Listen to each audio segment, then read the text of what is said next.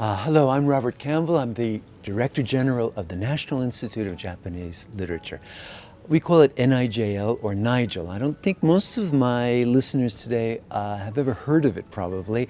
We're a public inter-university research corporation here located in Japan, in Tokyo, a bit to the west of the main part of the city. We started out as a public institution about 50 years ago, and our mission is to archive the incredible legacy of Japanese pre-modern books. There are over 600 or 700,000 titles of books. If you put that into volumes, it's like millions and millions of volumes of woodblock print or handwritten books which come down through the ages and survive in Japan. I'm right in the basement of our institute in the stacks. This is usually not open up to the public, but I'm here because I'm the director and I want to talk to you today, and this is a really good place to do it. You can see that I'm surrounded by 200, 300, maybe 400-year-old Japanese texts. What we try to do here at NIJL is to digitize every text that survives all over the world from the pre-modern era. 1868 is the major restoration, so we take that year as the beginning of the modern era. So late 19th century is when modernity begins in Japan by historical standards.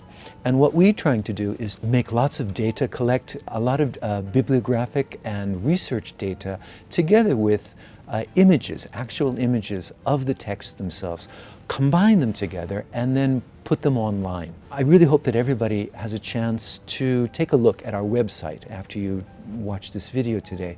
There are all sorts of resources that are available there for looking through tens and tens of thousands of items from the Japanese legacy of literature and all other sorts of other genres as well. I'm here in a very, very sort of lonely spot. You can see not a lot of people are around me. Usually, this area is full of librarians coming in to find books for people who have come to our library, which is upstairs, from all over the world, to reach into this incredible well of resources that we have. But as is true of other major libraries and museums and institutions and shops and stores everywhere throughout Tokyo today, we're closed. We're in the middle of the COVID-19 pandemic, and here in Tokyo as well.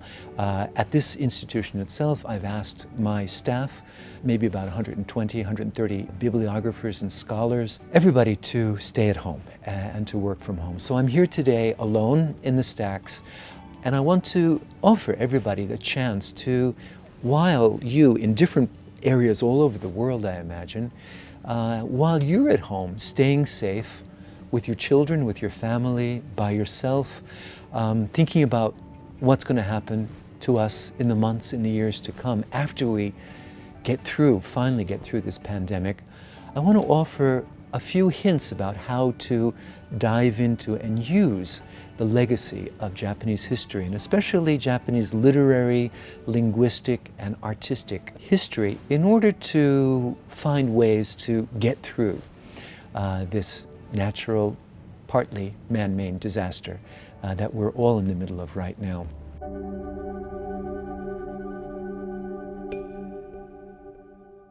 Japanese old books have a lot of different characteristics. They're similar to books that are from China and Korea from hundreds of years ago, but they have their own characteristics as well. And I can think of three things about Japanese books which make them rather rare and interesting to us today when we're thinking about how to use a historical legacy as a common human resource as we go forward in the years and the decades to go.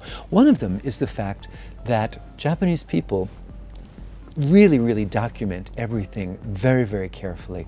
We have documents from over 1,000 years ago of how nature existed, how it changed, astronomical, very detailed maps and literary descriptions of the cities in Japan, and how people formed relationships, love, rivalry, how people fought in war.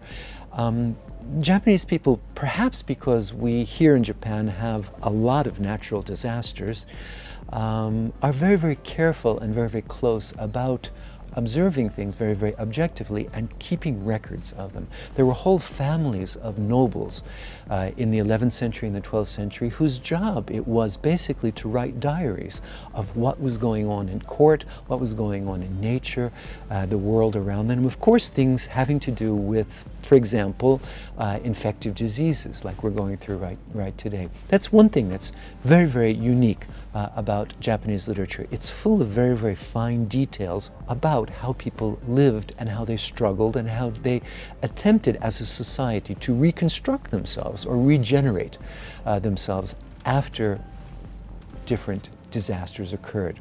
Another characteristic of the old Japanese book is that it's full of illustrations. I mean, lots of books from Europe, illuminated Bibles from the Middle Age, a lot of Chinese texts, Korean texts also have lots of illustrations, but Japanese literature is basically inseparable from illustrations and pictures of what's going on in the story itself.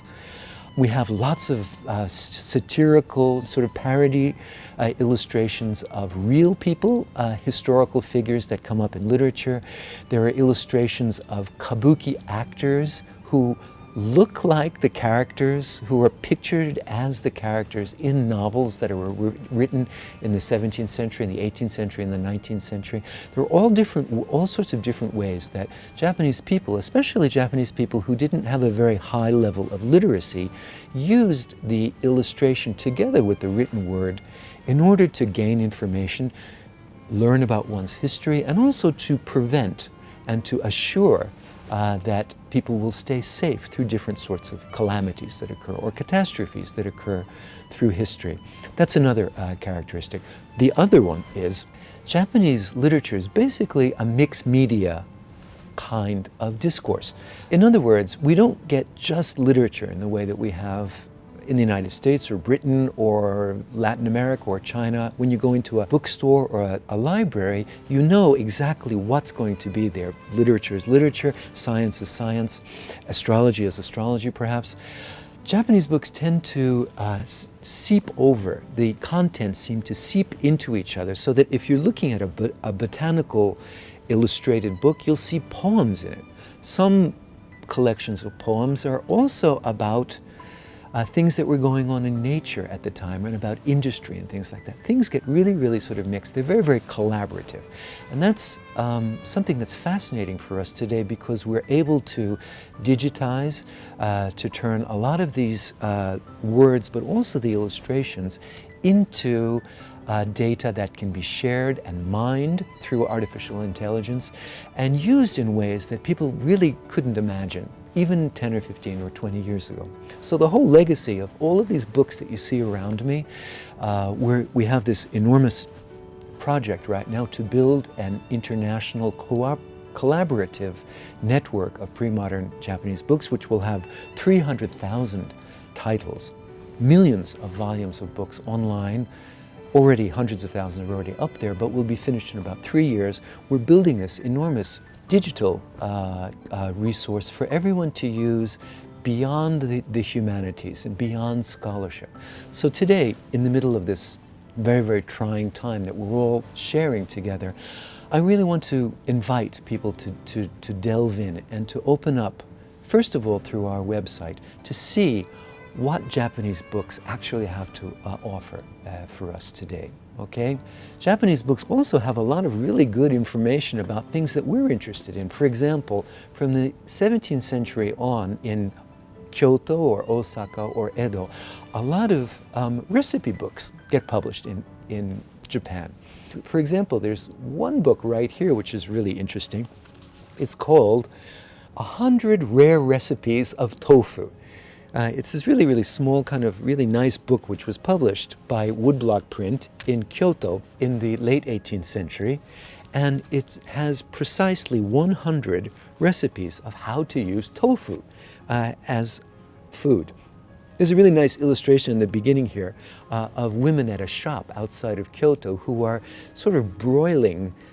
tofu on sticks with miso sauce on top of them to sell to people, okay? It's really, really funny. It's interesting. There are illustrations, there are little stories that come together, and it's very, very useful. Some of the recipes are really simple. You just cut up the tofu and put some ginger on it and some soy sauce, and there you go. But then there are some recipes that require 2 or 3 days of fermenting, re-fermenting the tofu and making sauces for it, and that are really, really complicated. So it's kind of like, you know, tofu recipes, you know, 101, all the way up to graduate school, sort of in one book. It's fascinating.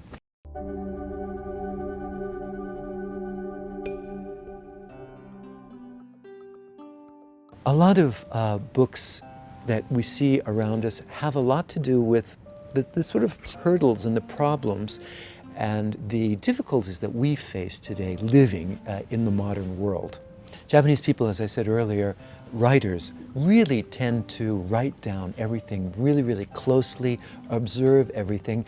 And for example, all of the literature about infective diseases, some of it is like really, really serious, very, very, here's one, sort of rigorous for the time. This is a late 18th century book of how to prevent and treat measles, which was published in Kyoto in the late 18th century. Some of the books are very, very serious, but also in the middle of some of these horrible infection disasters, people would need to get some sort of release and to laugh and to be able to see themselves objectively and question what they're actually doing. And through that, to gain a sense of solidarity. Japanese people in the 18th century or the 19th century, when they're going through, for example, a measles epidemic, they knew that they needed to make distance. The notion of social distancing was here in Japan. There weren't any good drugs, no antibodies, obviously, no penicillin, so people would just have to wait it out. But there were systems within the society of how to take care of people who couldn't take care of themselves because they were poor, because they didn't have access to other cultural capital, how to gain your footing again after the disease has left you, and how you return to society, how to rebuild a society. Authors, novelists, comic novelists, playwrights all took on these topics as a sort of source for creating stories. And some of them really are, I mean, I don't want to sound like I'm just speaking off the cuff or I'm taking things lightly, but Edo writers would find laughter in almost everything in life. For example, there's this one novel which was written by a very popular light comic novelist named Shikite Samba, published in Edo in 1803. I've translated the title as A Comedy of Measles. Measles at the time was a deadly, deadly disease, but he's writing this short story which turns measles and the infection and the way that people deal with it into something that's kind of funny and that we can sort of laugh at and get our grip on, perhaps, through the laughter, through laughing with people around you, okay? It starts like this. Since summer began, men, women, just about everybody in their 30s, it seems, has been groaning out this one song. I've got no time to sleep, wish the doctor's meds keep me alive, 'cause measles won't go. Everything they drink or eat is tasteless, it has no taste, and all they can do is wait it out, isolated, alone, counting the 12 days until symptoms abate. Neither prince nor pauper is spared. Nobles hide behind their beaded curtains, but the pungent smell of medicinal herbs beats out the fine, sweet fragrance of aloes wood incense. Further down the ranks, a stableman has coughed himself into a fine, husky voice, which fits his vocation. That rasp, however, may stop his horses in their tracks, but the coughing never stops and continues to torture him day in and day out. Very, very sort of light essay-like. This is the introduction to the story. Within the story, you get people, actors, courtesans in the Yoshiwara pleasure quarters, all of these people who labored with people in front of them, depended on people having customers, guests around them, sitting around alone, but then finding out what it's really like to be alone and to be dependent on the people around them. It's this very, very comical story, but it's also very, very touching.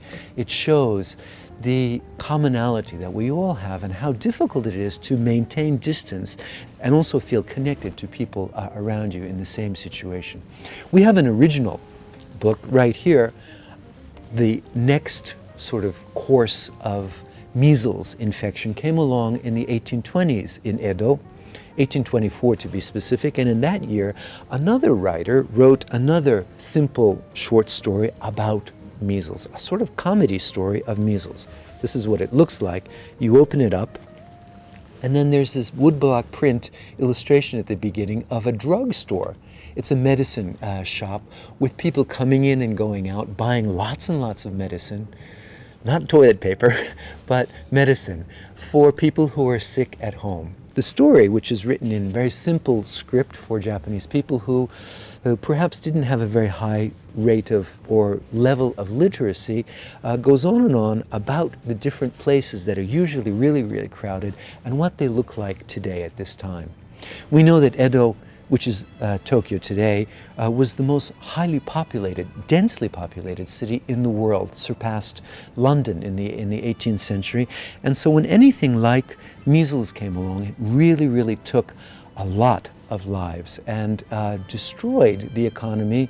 And it took a long time, again, for society to rebound and to recover. But people, again, as I said, were in a way used to these challenges and would form their own sort of social circles outside of families or outside of their own domains and so forth to join their forces together with people and to share with them as well. This book that I have in my hand right now was published in 1858, precisely 10 years before the Meiji Restoration, the beginning of the modern era in Japan. Cholera had arrived as an infectious disease from Europe. This book here is episodes about people who were actually struck by cholera and didn't recover. The frontispiece, this polychrome illustration that you see at the beginning of it, is something that's actually very hard to look at. It's a crematorium on the outskirts of Edo where a lot of men have brought corpses, have brought the coffins of people. Japanese traditionally have these round barrel-like coffins in order to bury, but so many people fell ill that they needed to cremate them, and at all of the cremation sites there was not enough tinder and not enough people to actually take care of the bodies themselves. So we have this scene here of dozens and dozens of people who've passed away that are inside of their coffins with name tags on each of the barrel, and people running around trying to figure out how to actually organize it. Japanese metropolitan city dwellers at this period, this wouldn't be something that everybody would see every day, but would imagine it, would see, could imagine what's actually going on beyond their own neighborhood and so forth. And they didn't try to avoid it. They would stare at it and look at the actual reality and share that in part as a warning, as a sort of common way to know that one has to keep one's distance, one has to stay clean, one has to be very, very careful in order not to get sick like this. A lot of the stories in this book, as I said, are about people who passed away and the way that the people who survived them memorialize them and remember them and send them off.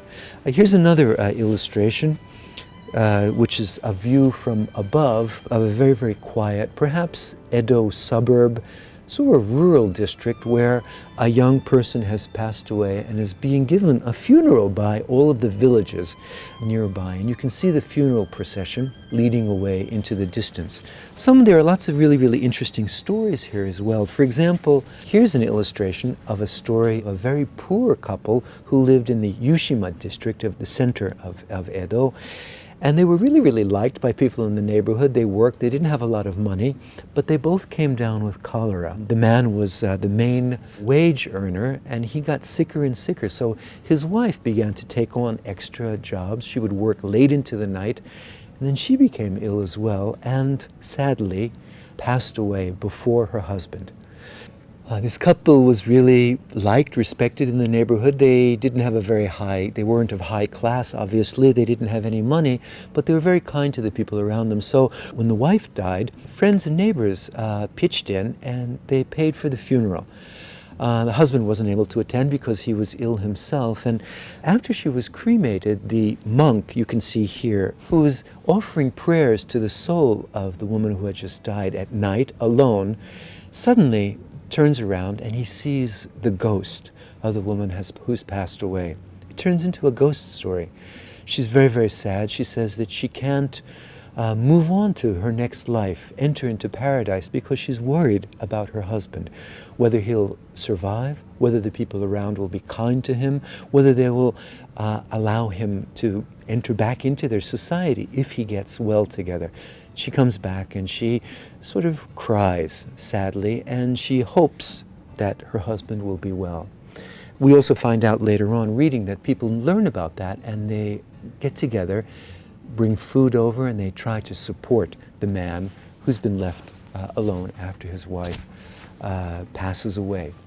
There are a lot of stories, a lot of real documentary records of how people survived, how they reconstituted or rebuilt society after these catastrophes. And there were also a lot of really very, very interesting botanical or animal-related, natural-related accounts of what happens when society is broken down, what happens to the environment, how people grow back to that. All of the books that I've shown you today are on our website. You can access them, download them for free. We also have on a repository a lot of articles and essays about Japanese literature from the Middle Ages through the early modern period, and all sorts of ways of actually looking through the legacy, the depth of Japanese culture, and how Japanese people here mingled among themselves, tried to put their power, put all of their resources together when trouble occurred, and when those troubles went away, how they faced off with each other and tried to regenerate and rebuild their societies together. I hope that you'll be able to, in the meantime, until you can actually come and visit us here in Tokyo, to get some courage or to gain some sort of hope, perhaps some sort of seed or seedling for innovation in your own life, looking through and thinking about, together with us, the very, very sort of deep legacy of one culture's historical documents. Anyway, hope to see you again live here in Tokyo in the not too distant future.